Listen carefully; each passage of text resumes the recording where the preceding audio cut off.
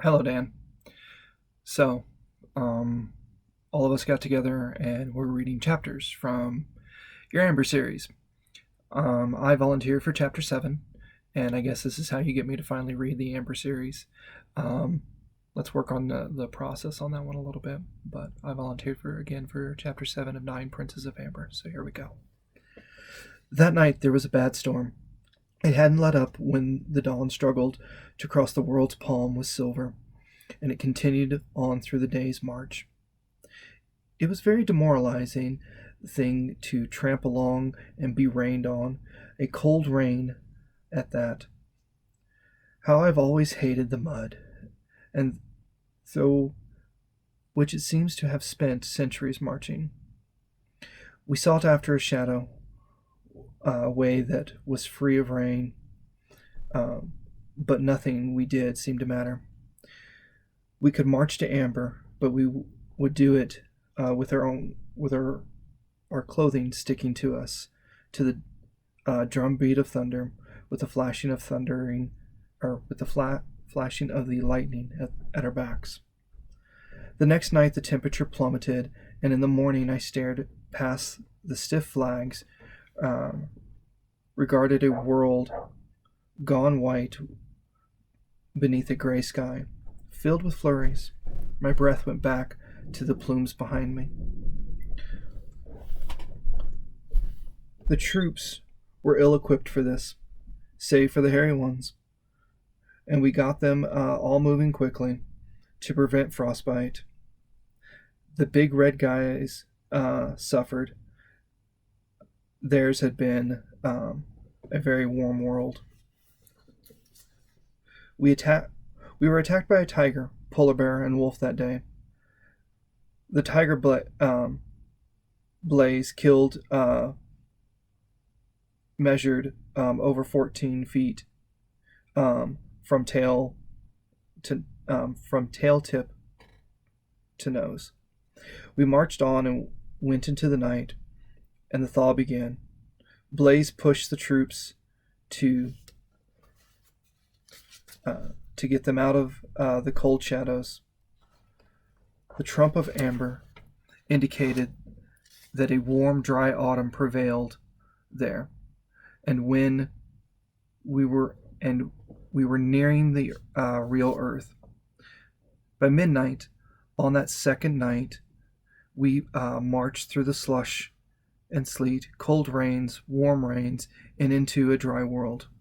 The orders were given to camp then, with triple security cordons, considering the tired condition of the men uh, were ripe for attack, but the troops were staggering and couldn't be pushed much further.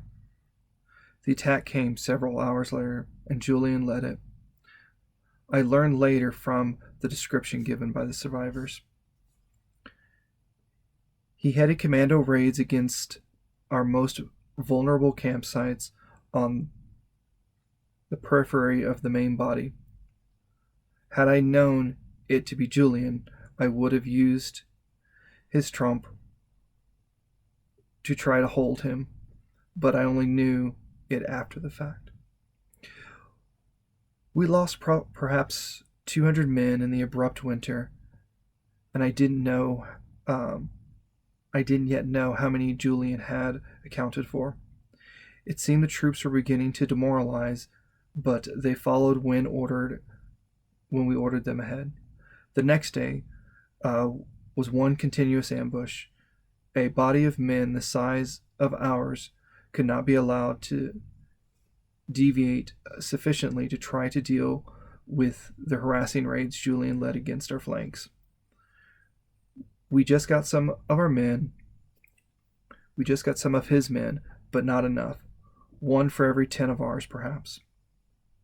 By high noon, we were crossing the valley that paralleled the seacoast. The forest of Arden was to the north, and on our left. Amber lay directly ahead. The breezes were cool and filled with the odors of earth and its sweet growing things. A few leaves fell. Amber lay 80 miles distant and was but a shimmering above the horizon.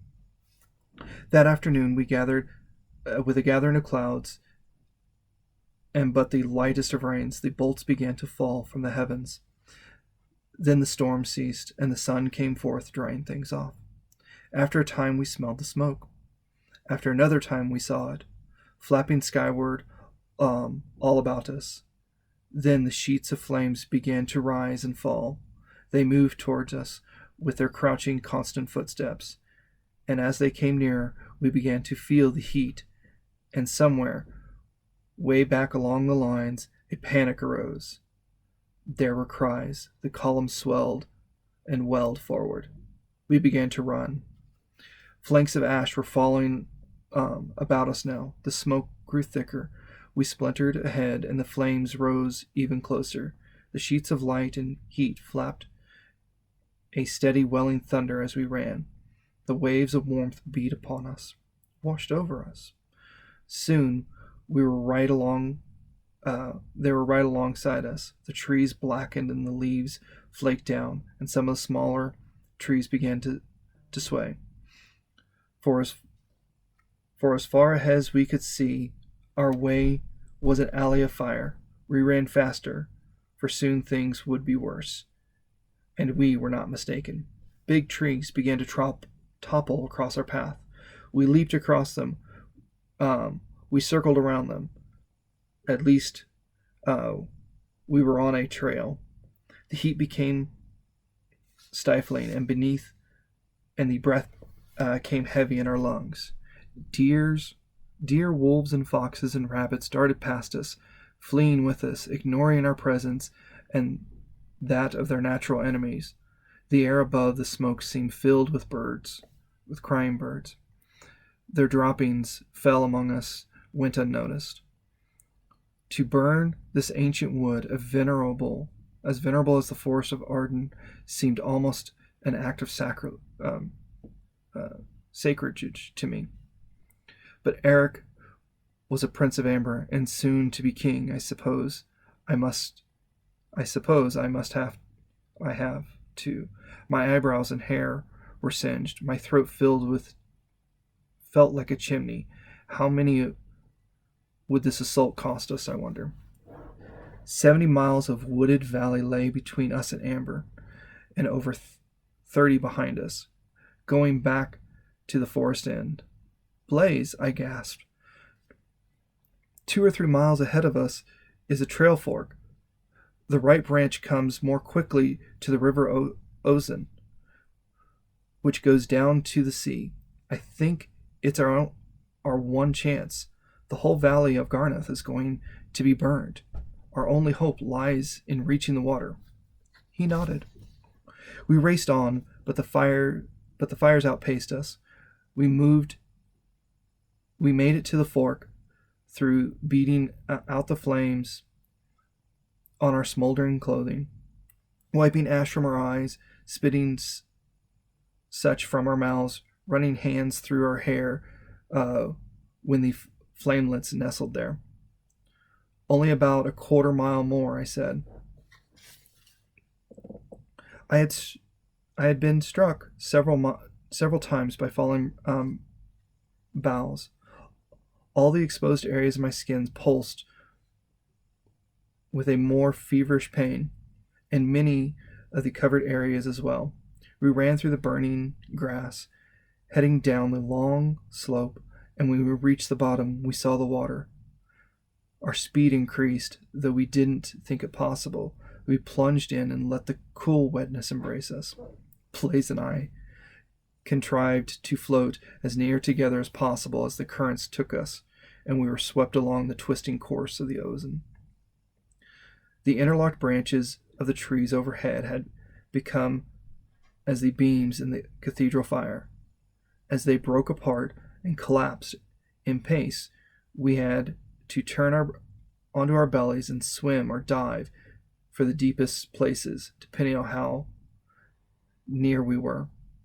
The waters about us were filled with the hissing and blacking debris, and at our backs, our surviving troops' heads in the river seemed as a stip of floating coconuts. The waters were dark and cold, and our wounds began to ache, and we shivered and our teeth chattered. It was several miles before we left the burning wood and reached the low, flat, places, treeless place and led to the sea. It would be the perfect place for Julian to be waiting with archers, I decided. I mentioned this to Blaze, and he agreed. And he didn't reckon there was much we could do about it.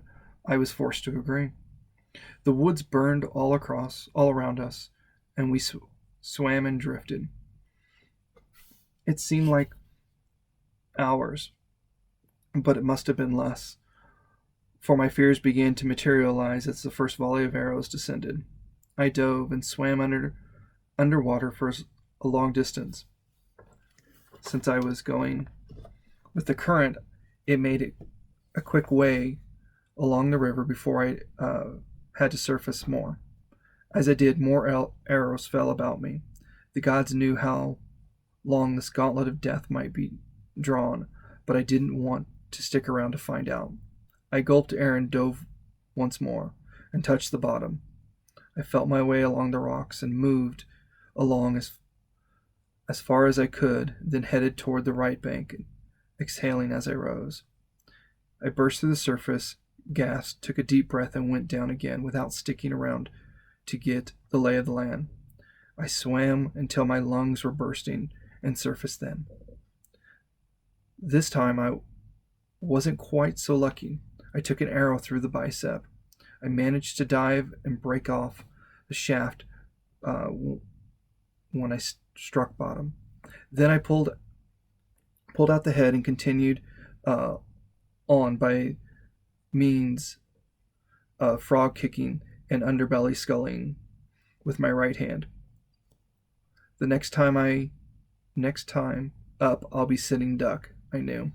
So I forced myself on till the red flashed across my eyeballs, and then the blackness crept into my head. I must have stayed down for 3 minutes. When I surfaced this time, though, nothing happened. I trod water and gasped. I made my way to the left bank and grabbed hold of trailing undergrowth. I looked all around me. We were running short on trees at this point, and the fires hadn't gotten this far. Both banks seemed empty, so did all the river. Could I have been the only survivor? It didn't seem possible. After all, there had been so many of us when the last march began. I was half dead with fatigue, and my entire body was laced with aches and pains. Every inch of my skin seemed to have been burned. But the waters were so cold that I was shaking and probably blue. I had to leave the river soon if I wanted to live. I felt that I could manage a few more underwater expeditions, and I decided to chance them before departing the sheltering depths. Somehow I managed 4 more laps and felt then I might not come up again for a 5th. So I hung to a rock and caught my breath and crawled ashore. I rolled onto my back and looked around. I didn't realize the locale. The fires hadn't reached it yet. There was a thick clump of bushes off to my right, and I crawled toward it. I crawled into it and fell flat on my face and went to sleep. When I awoke, I wish I hadn't. Every inch of me ached, and I was sick. I lay there for hours, half delirious, finally managed to stagger back to the river for a long drink of water. Then I headed back to the thicket and made it and slept again. I was still sore with when consciousness came over me once more, but a little stronger. I walked to the river and back, and by the means of my icy trump found that Blaze was still alive. "Where are you?" He asked when I made the contact. "Damned if I know," I replied. "Lucky to be anywhere at all.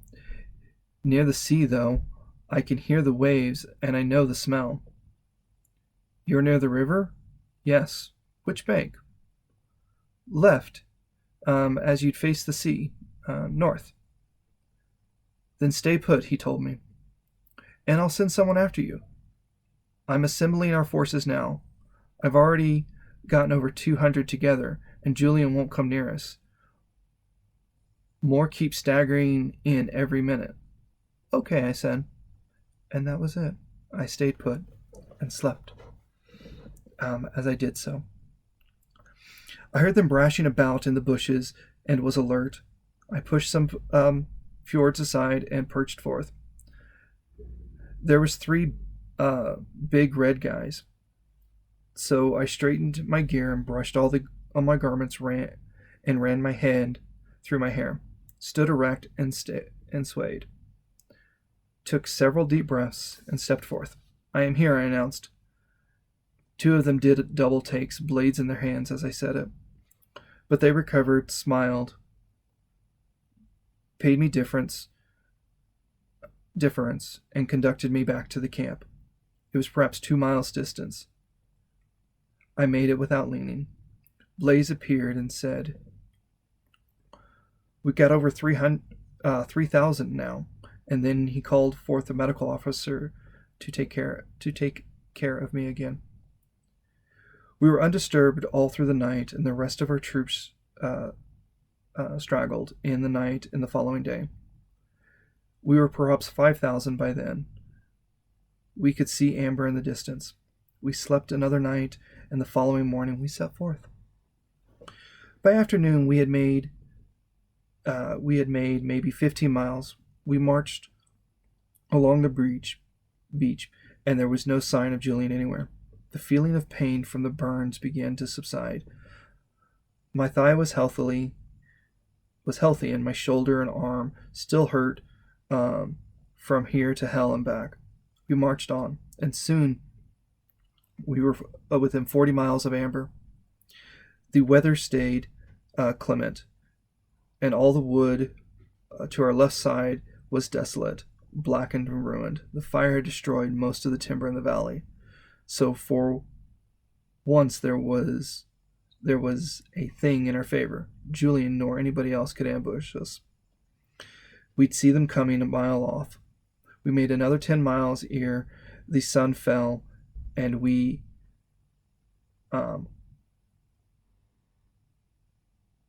bivouacked on the beach. The next day, I remembered that Eric's coordination was near at hand, and I reminded Blaze. We had almost lost count of the days, but realized we still had a few remaining. We led a speed march till noon, then rested. By then, we were 25 miles away from the foot of Kelvier. By twilight, the distance was 10.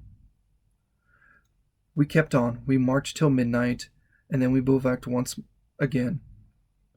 By that time, I was beginning to feel fairly alive once more. I practiced a few cuts with my blade.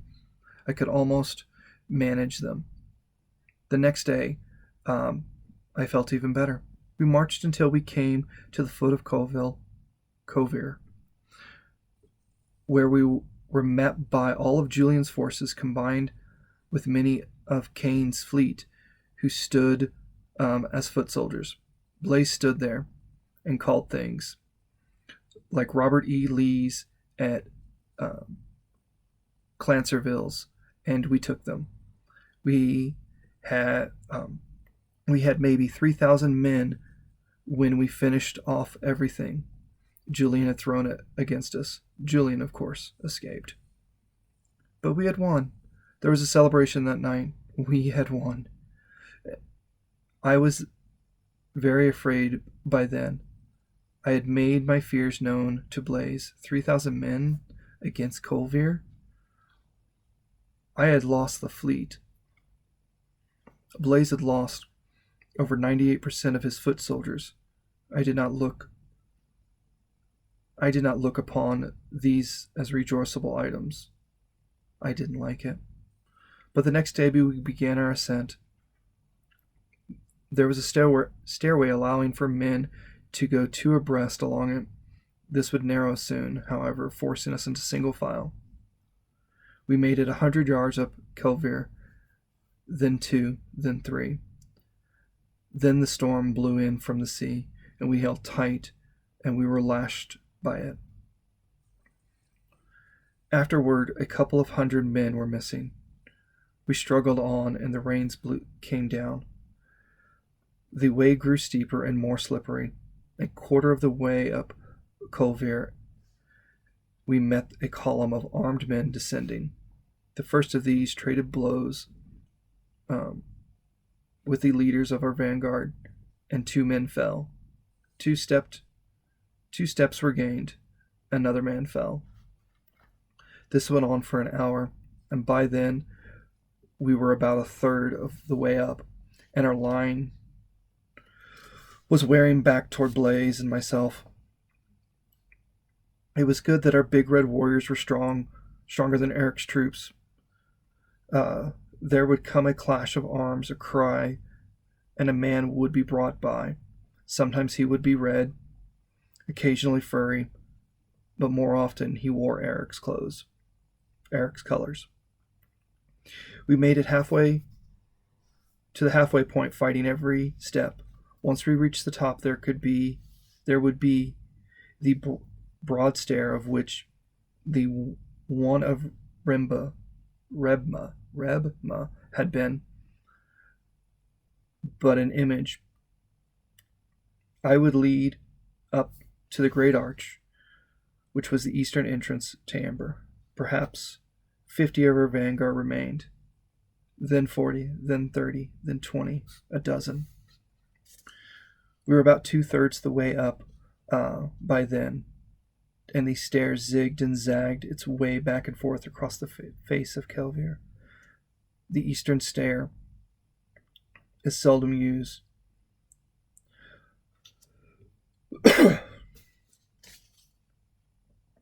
It is almost a decoration. Our original plans had been to cut through the narrow blackened valley and then circle, climbing to take the western way over the mountains and enter Amber from behind. The fire and Julian had changed this. We never have made it up and around. It was now a full frontal assault or nothing. And it wasn't going to be nothing.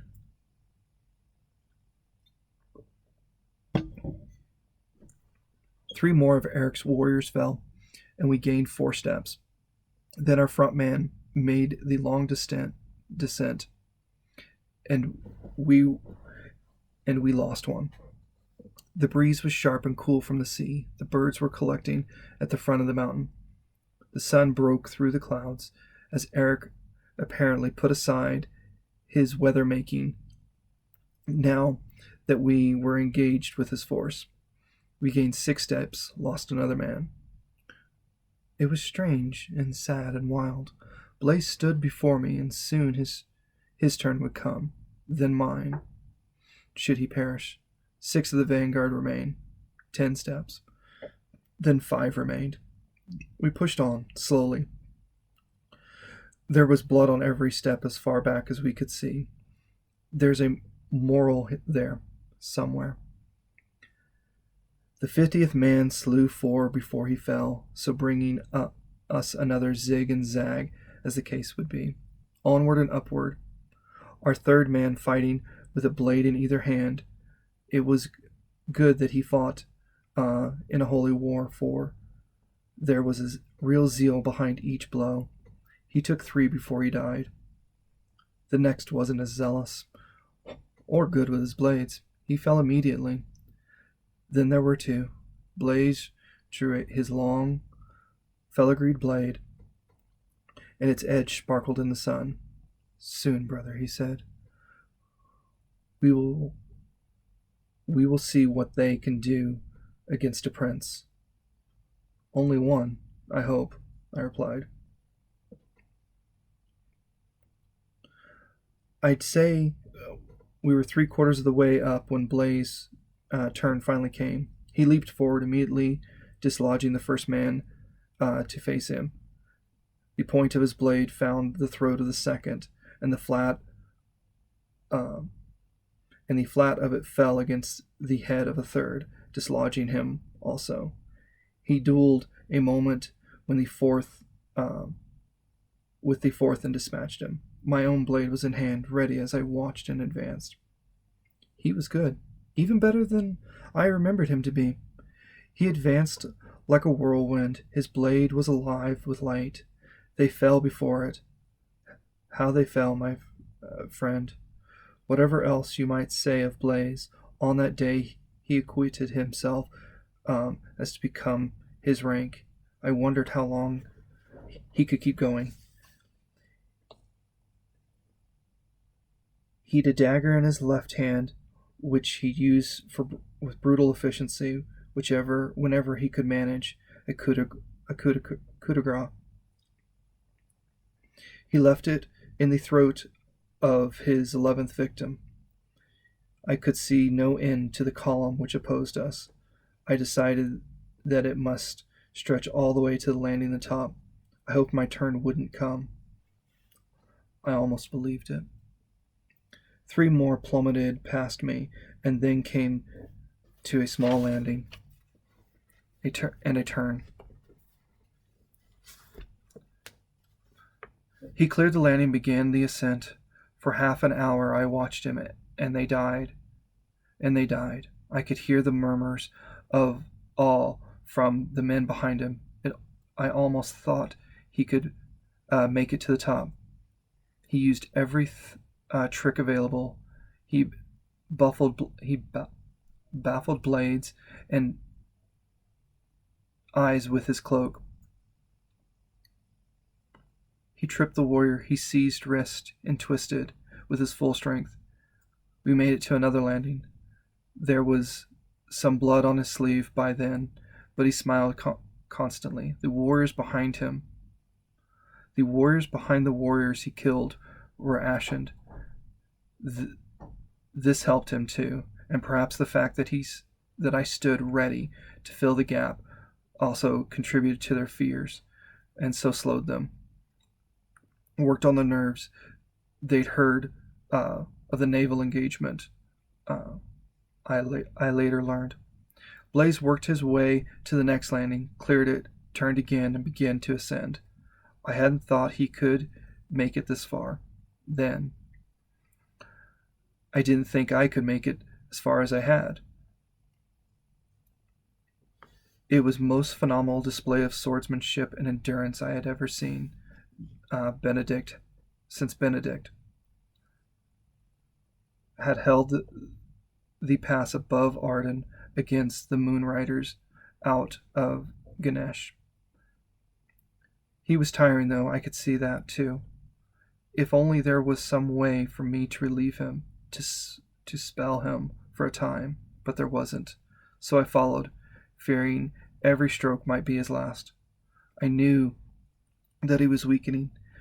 We were within 100 feet of the top at this point. I suddenly felt for him. He was my brother, and he had done well by me. I didn't think he thought he'd make it then, yet he was fighting on in an effort to give me my chance for the throne. He killed 3 more men, and his blade moved more slowly each time. He fought the fourth for perhaps 5 minutes before he took him. I was certain the next would be his last. It wasn't, though.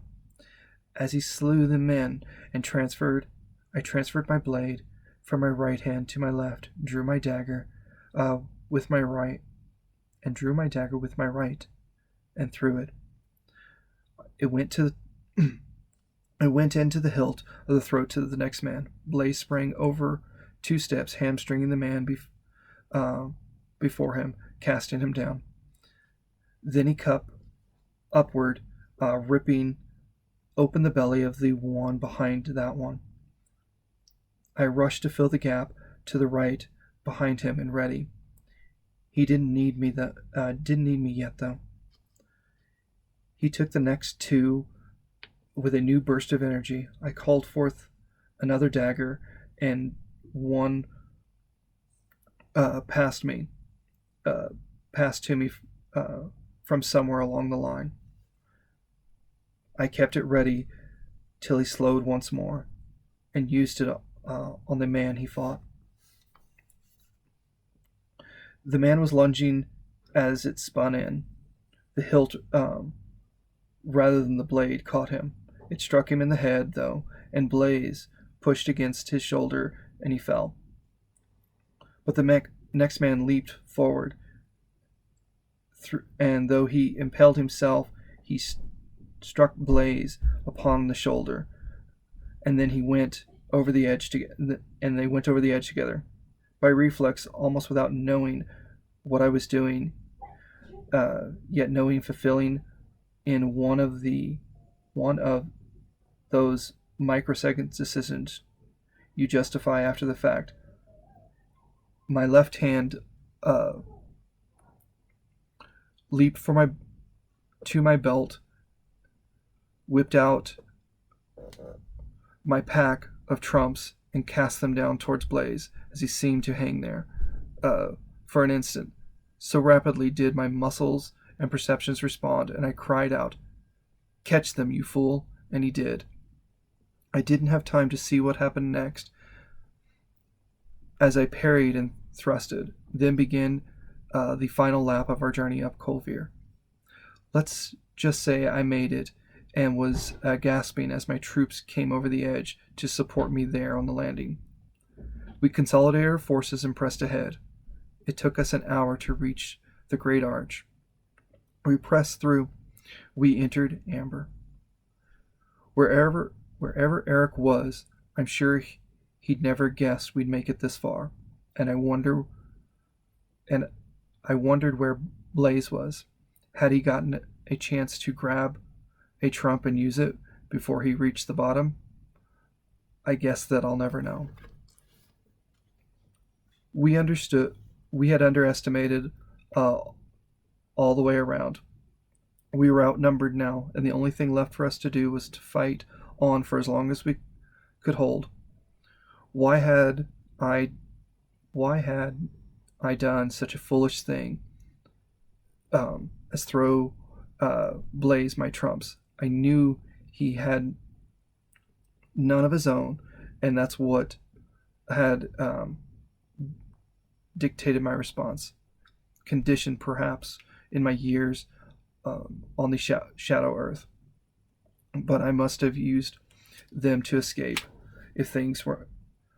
But I might have used them to escape if things had went badly. Things went badly. We fought on until twilight, and by then there was only a small band of us remaining. We were surrounded at a point of 1,000 yards within Amber, and still far from the palace. We were fighting a defensive fight, and one by one we died. We were overwhelmed. Llewellyn or Deirdre would have given me sanctuary. Why had I done it? I killed another man and put that question out of my mind. The sun went down, and the darkness filled the sky. We were down a few hundred by then, and not much closer to the palace. Then I saw Eric, and heard him shouting orders. If I could reach him, but I couldn't, I'd probably have surrendered to save my remaining troops, who had served me far too well. But there was no one to surrender to, no one asking for a surrender. Eric couldn't even hear if I cried out. He was out of the way. He was out of the way directing. So we fought on, and I was down to 100 men. Let's be brief. They killed everyone but me. At me, they threw the nets and unleashed blunted arrows. Finally, I fell and crumbled and hogtied. Finally, I fell and was clubbed and hogtied, and then everything went away, but a nightmare which attached itself and wouldn't let go no matter what. We had lost. I awoke in a dungeon far below Amber. sorry that I had made it that far. The fact that I still lived meant Eric had plans for me. I visualized racks, embraces, flames, and tongs. I foresaw my coming degradation as I lay there in the damp straw. How long had I been unconscious? I did not know. I searched myself for a means of committing suicide. I found nothing that would come to serve this purpose. All of my wounds blazed like suns, and I was very tired. I lay down and slept once more. I awakened, and still no one came to me. There was none to buy, none to torture. Also, there was nothing for me to eat. I lay there wrapping in my cloak, and I reviewed everything that had happened since I had awoken in Greenwood and refused my hypo. Better perhaps if I hadn't. I knew despair. Soon Eric would become crowned King of Amber. This thing might already have occurred. But sleep was so lovely a thing, and I was so tired. It was the first real chance I'd have to rest and forget my wounds. The cell was dark, so dark, smelly, and damp. I hope you enjoyed, Dan.